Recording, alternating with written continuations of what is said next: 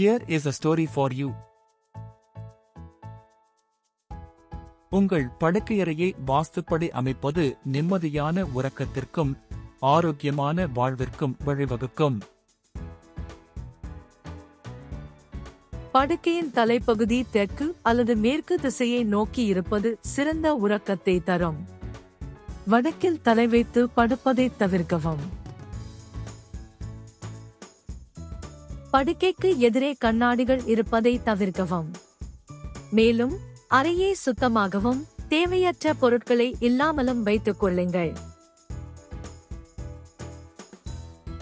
படுக்கையறைக்கு இளமஞ்சள், வெளிர் நீலம், பச்சை போன்ற அமைதியான வண்ணங்களை பயன்படுத்துவது மன அமைதியை தரும். Thanks for watching. Subscribe for more stories.